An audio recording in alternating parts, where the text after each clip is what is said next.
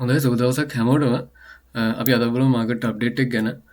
අපි මුලින්ම යමු බිට්කොයින් වල පැය chart එකට. පැය chart එකේ අප්ඩේට් එක ගෙනකොට බිට්කොයින් තියෙන මෙන්න මේ හරිය වගේ ලෙවල් එකක. එතකොට මෙතන තිබ්බ රෙසිස්ටන්ස් zone එකක්. ඒ රෙසිස්ටන්ස් zone එක බ්‍රේක් වුණොත් අපි කිව්වා පොඩි ලෝන් එකක්, ඒ කියන්නේ ස්කැප් ලෝන් එකක් ගන්න පුළුවන් කියලා කෙනෙක්ට. එහෙම ගන්නවා නම් මේ තියෙන කලින් තියෙන හයිස් කිට්ටුවට ප්‍රයිස් එක යයි කියලා කිව්වා. එතකොට ඔයාලට පේනවා මෙන්න මේ කැන්ඩල් එකෙන් බ්‍රේක් කරලා තියෙන රෙසිස්ටන්ස් එක බ්‍රේක් වුණාට පස්සේ මාකට් එක අප් මොමන්ට් එකක් ගියා. එතකොට ස්කැල්ප් එකක් ගත්තා නම් කෙනෙක්ට යාට සාමාන්‍යයෙන් 100ට 2ක 2මාරක වගේ පොඩි ප්‍රොෆිට් එකක් කැච් කරගන්න තිබ්බා. ඒකම වගේ බලා ගන්න පුළුවන්. මේ ලෙවල් එකෙන් හරියට මේ හයි එක ටේක් අවුට් කරෙත් නැහැ. එතකොට මේක තමයි ඉන්වැලිඩේෂන් පොයින්ට් එක තිබ්බේ ඩවුන් මොමන්ට් එක කන්ටිනියු වෙන එකේ. ඒතකොට මේ ලෙවල් එක හිට්ටුනෙත් නෑ. එතකොට ඩවුන් මොමන්ට් එක දිගටම කන්ටිනියු වෙයි කියලා හිතන්න පුළුවන්. ඒකම වගේ අපිට පේනවා මේ හයි එකට උඩින් තියෙන ලික්විඩිටි අරගෙන මාකට් එක දිගටම ඊට පස්සේ ඩම්ප් වුණා. හරිද? එතකොට මේ හරියේදී අපි නිකන් ගෲප් එකේ කතා වුණා ෂෝට් එකක් ගන්න පුළුවන් කියලා. එහෙම ගත්තා නම් කෙනෙක්ට ප්‍රොෆිට් එකක් ගන්න තිබ්බා. මාත් පොඩි ෂෝට් එකක් ගත්තා. හැබැයි ඒක සිග්නල් එකක් විදිහට දාද්දි ප්‍රයිස් එක එතකොට ඩ්‍රොප් වෙලා ඉවරයි. එතකොට අර ලිමිට් එන්ට්‍රි එකක් විදිහට තමයි දුන්නේ. එතකොට අනිත් අයට කැච් කරගන්න වෙලාවක් තිබ්බේ නැහැ ලොකුවට. අපබැලුවොත් එහෙනම් වර්තමාන මාකට් එකේ දැනට තියෙන සිටුේෂන් එකත් එක්ක බිට්කොයින් අපි සාමාන්‍යයෙන් ඩේලි chart එක වගේ දාගත්තොත් එහෙනම් පේනවා හොඳ වික් එකකින් ලික්විඩිටි ස්වැප් කරලා තියෙන උඩ තියෙන ලික්විඩිටි ප්‍රමාණය මේ රෙසිස්ටන්ස් එකට උඩින්. එතකොට මේ හරියේදී ගොඩක් පිරිසක් බුලිෂ් වුණා. හරිද? පැය 4 chart එක දාතර හොඳට පේනවා ඒක. පැය 4 කැන්ඩල් ක්ලෝස් වුණා. මේ කැන්ඩල් එකත් ගොඩක් වෙලා උඩ ට්‍රේඩ් වුණා. ට්‍රේඩ් වෙලා මේ ලෙවල් එකෙන් පහළට ආයෙත් මාකට් එක ආවා. එතකොට මේක ක්‍රිටිකල් රෙසිස්ටන්ස් එකක්. එතකොට මේ ලෙවල් එකෙන් පහළට මාකට් එක ආවා කියන්නේ ආයෙත් පාරක් මෙතන ෆේක් අවුට් එකක් සිද්ධ වෙලා තියෙනවා. හරිද? ඒ ෆේක් අවුට් එකත් එක්ක දැනට රීට්‍රේස්මන්ට් එකක් එනවා. හරිද? ඒ රීට්‍රේස්මන්ට් එකෙන් ඔයාලට ෂෝට් පොසිෂන් එකක් කැච් කරගන්න අවස්ථාවක් තියෙනවා. මේ රීට්‍රේස්මන්ට් එක සාමාන්‍යයෙන් මේ තියෙන ඩවුන් මූවමන්ට් එකේ. හරිද? මේ තියෙන ඩවුන් මූවමන්ට් එකේ 0.5 ෆිබ් ලෙවල් එක දක්වා උනත් එන්න පුළුවන්. කියන්නේ එච්චරම යනවයි කියලා කියන්නේ නැහැ. ඒ ලෙවල් එක දක්වා උනත් එන්න පුළුවන්. මෙතන බෑරිෂ් කැන්ඩල් එකක් තියෙන හොඳ බෑරිෂ් කැන්ඩල් එකක්. එතන උඩ ලික්විඩිටි ප්‍රමාණයකුත් තියෙනවා. එතකොට ඒ ලික්විඩිටි ගන්නත් මාකට් එකේ එන්න පුළුවන්. එතකොට 0.5 ලෙවල් එක දක්වා උනත් එන්න පුළුවන්. එතකොට කෙනෙක්ට ඕන නම් මේ හරියදී ෂෝට් එකක් අරගෙන මේ විදිහට ෂෝට් එකක් අරගෙන එතකොට එයාට මෙන්න මේ උඩ ලෙවල් දක්වා ආවොත්, හරිද? උඩ ලෙවල් දක්වා ආවොත් ආයෙත් පුළුවන් පොසිෂන් එකට තව ප්‍රමාණයක් ඇඩ් කරගන්න. හරිද? ඇඩ් කරගෙන එයාට පුළුවන් පොසිෂන් එක දිගටම හෝල්ඩ් කරගන්න. හෝල්ඩ් කරගන්නකොට සාමාන්‍යයෙන් ෆස්ට් ටාගට් ලෙවල් එක විදිහට සාමාන්‍යයෙන් මෙන්න මේ මූවමන්ට් එකේ ඒ මූවමන්ට් එකේ ගෝල්ඩන් පොකට් එක සාමාන්‍යයෙන් මෙන්න මේ වගේ ලෙවල් එකකට එනවා ඇති. ඒ ලෙවල් එකට තමයි එන්නේ. එතකොට ඒ හරියට ආවොත් ආයෙත් එන්ට්‍රි එකට වගේ ස්ටොප් ලොස් එක දාගන්න. හැබැයි තීරුමක් නැහැ එම කරන එක මේ තියෙන විදිහත් එක්ක. නැත්නම් ආගේ ෆස්ට් TP එක සාමාන්‍යයෙන් මෙන්න මේ වගේ ලෙවල් එකක් තමයි එන්නේ. හරිද? එතකොට එයාට ෆස්ට් TP එක මෙන්න මේ වගේ ලෙවල් එකක් ටාගට් කරගන්න පුළුවන්. ටාගට් කරගෙන ෂෝට් පොසිෂන් එකක් බිල්ඩ් කරගන්න අවස්ථාවක් තියෙනවා. හරිද? බිට්කොයින් ලෝක තමයි කතන්දරේ. එතකොට මේ හරියේදී කට්ටිය ගොඩක්ම බුලිෂ් වුණා. බුලිෂ් වෙලා අර දෙවනි පාරටත් ට්‍රයැන්ගල් එක උඩ තිබ්බ. මම ඩේලි chart එක ආයෙ පොඩ්ඩක් දාලා පෙන්නන්න. ඩේලි chart එක අපිට පුළුවන් මෙතන ට්‍රයැන්ගල් එකක් අඳගන්න. මේ විදිහට ට්‍රයැන්ගල් එක උඩ තිබ්බ ලික්විඩිටි අරගෙන මාකට් එක ආයෙත් ඩම්ප් වීමක් තමයි සිද්ධ වුනේ. හරිද? ඕක තමයි බිට්කොයින් වල කියන්න තියෙන්නේ. ඊට පස්සේ එතෙරියම් වලට ගියොත් එහෙම ඊට කලින් මේ ෂෝට් එකේ මේ ටාගට් ලෙවල් විදිහට ගත්තොත් එහෙම සාමාන්‍ය මෙන්න මේ වගේ ලෙවල් එකක් ටාගට් විදිහට ගන්න පුළුවන්. සහ ආයෙත් වෙන 63000 වගේ ලෙවල් එකක් ටාගට් විදිහට ගන්න පුළුවන්. හරිද? ඒකම වගේ අපි එතෙරියම් වලට ගියොත් එහෙම එතෙරියම් වල අපිට පේනවා මම මේ chart එකක් ෂෙයා කරා. chart එකක් ෂෙයා කරලා කිව්වා මෙන්න මෙතන තියෙනවා කියලා රෙසිස්ටන්ස් එකක්. හරිද? මේ රෙසිස්ටන්ස් එකෙන් පහළ ඩේලි කැන්ඩල් ක්ලෝස් වීම ඉතාම වැදගත් කිව්වා.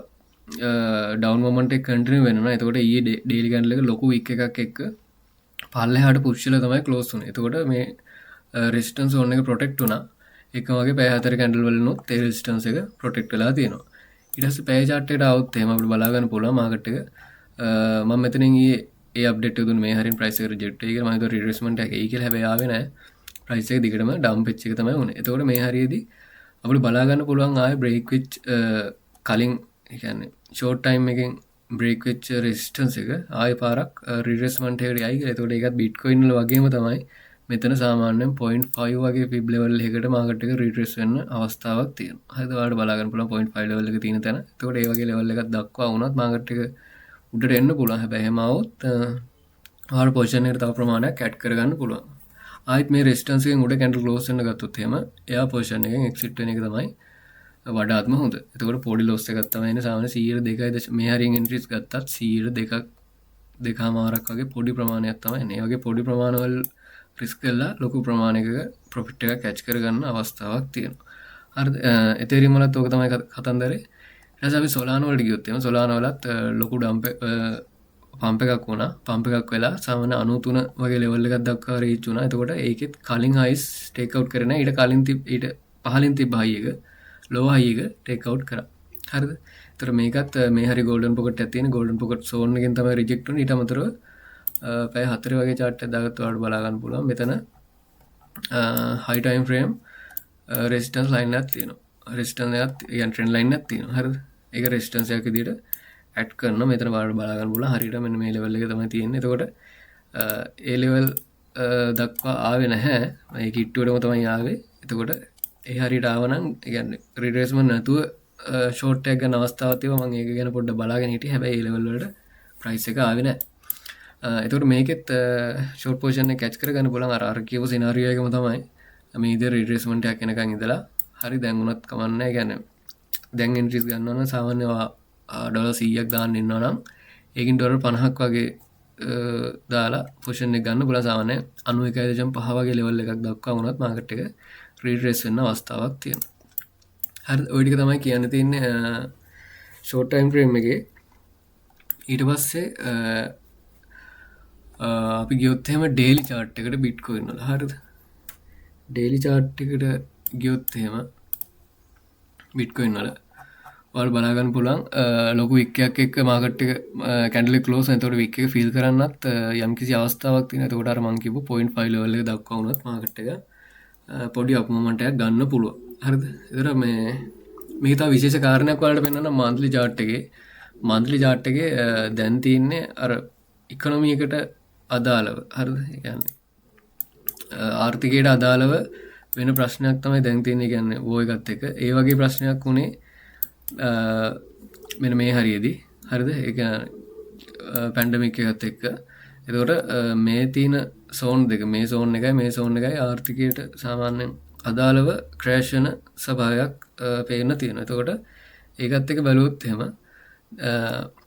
මන්ත්ලි chart එකේ හරිද? මන්ත්ලි chart එකේ දැනට කැන්ඩල් 5ක් එක දිගට රෙඩ් කැන්ඩල් විදිහට ක්ලෝස් වෙලා තියෙනවා. හරිද? කැන්ඩල් 5ක් එක දිගට රෙඩ් කැන්ඩල් විදිහට ක්ලෝස් වෙලා තියෙනවා. එතකොට මේ තිබ්බ සිටුේෂන් එකෙත් කැන්ඩල් 1 2 3 4 5 6ක් කැන්ඩල් 6ක් මෙතන ඉඳන් ගත්තොත් කැන්ඩල් 6ක් එක දිගට රෙඩ් කැන්ඩල් විදිහට ක්ලෝස් වෙලා තියෙනවා. හැබැයි ඒකේ ලෝ එක හැදුවේ 5 වෙනි කැන්ඩල් එකේ. හරි? කැන්ඩල් 6ක් එක දිගට රෙඩ් විදිහට ක්ලෝස් වුණාට ලෝ එක හැදුවේ 5 වෙනි කැන්ඩල් එකේ. එතකොට දැනුත් ඔයාලට බලා ගන්න පුළුවන් කැන්ඩල් 1 2 3 4 5යි. හරිද? 5ක් රෙඩ් විදිහට දැනට ක්ලෝස් වෙලා තියෙනවා.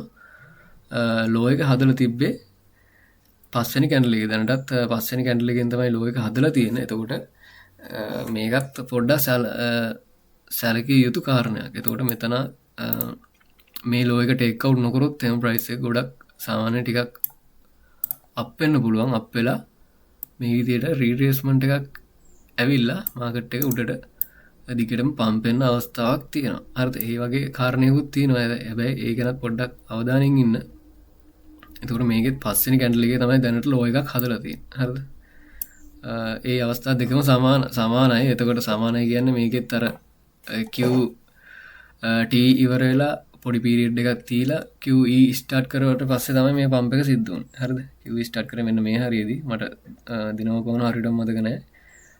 QT ඉවරුනේ නම් මෙන්න මේ හරියේදී වගේ. හරිද?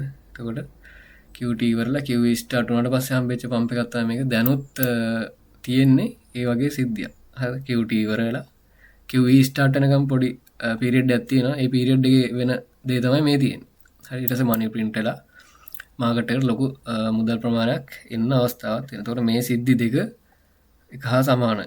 ඒ කියන්නේ 100% මේ සමාන සිද්ධි දෙක. ආර්ථිකයත් එනොත් බලපාන සිද්ධියක් මේ පාර එක තියෙනවා. එතකොට මේ සිද්ධියයි ටිකක් සමානයි. එතකොට ඔයාලට මෙන්න මේ ලෝ එක ගැන පොඩ්ඩක් අවධානය දෙන්න වෙනවා. හරිද? එතකොට අර ප්‍රයිස් එක සාමාන්‍යයෙන් අර 40 ගණන් ඒ දක්වා නොවෙන්නත් ඉඩකඩක් තියෙනවා. හරිද? ඒ කාරණාව තමයි මට කියන්න ඕනේ. හරි එහෙනම් අලුත් වීඩියෝ එකකින් ආයි හම්බෙමු. කොහොමද අපි ට්‍රේඩ් කරන්නේ ස්ටෙප් බයි ස්ටෙප්. ඒ කියන්නේ ලෙවල් ටු ලෙවල් ට්‍රේඩ් කරන්නේ. ඒකින්ද අර දැන් තියෙන සිටුේෂන් එකට ඇඩැප්ට් වෙලා ට්‍රේඩ් කරන එක තමයි වඩාත්ම හොඳ. හරි. එහෙනම් අලුත් වීඩියෝ එකකින් ආයි හම්බෙමු. වීඩියෝ එක හොඳයි නම් ලයික් එකක් දාන්න. එහෙනම් සුබ දවසක් හැමෝටම.